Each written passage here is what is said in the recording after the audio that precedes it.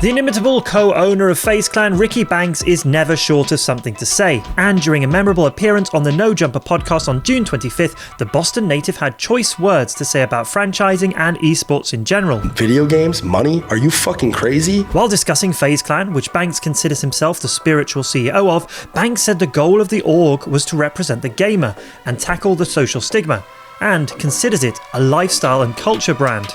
I want the FaZe logo to represent what like the Nike logo represents for sports. I want it to, this is a culture thing. Banks went on to say that esports was just a tiny part of FaZe's operations, and that the org was now profitable and well funded, claiming they're the only ones making money compared to the other orgs that were burning millions of dollars a month. He also later claimed that FaZe were currently in talks to receive up to $300 million of investment.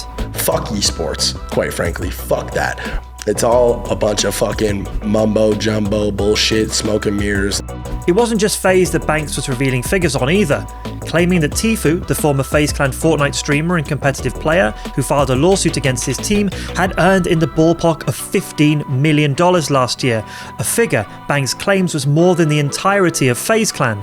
This particular revelation could end up being put under the microscope in the not-so-distant future, as the ongoing Tfue lawsuit continues to make headlines. The conversation swiftly moved on to discussing the potential for Activision's upcoming Call of Duty League, a city-based professional league in the vein of Blizzard's Overwatch League. The Call of Duty League is scheduled to kick off in 2020, with Activision accepting bids for franchise spots, having already sold franchises to owners in Atlanta, Dallas, New York, Paris and Toronto.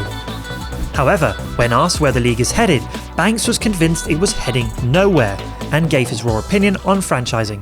Now what they're doing is they're organizing and structuring leagues within just one singular game, and they're making people pay fucking $30 million for a spot in the league. Yeah. What? Oh yeah, I saw that. So to make a return on that, what they're trying to do is they're trying to imitate what the NFL is like doing. NFL, NBA. But like why, you have teams. But why it will never work is because gaming is it's an umbrella thing, right? The first league to attempt franchising in the esports space was the Championship Gaming Series, a televised esports league which ran for 2 seasons between 2007 and 2008 before it folded.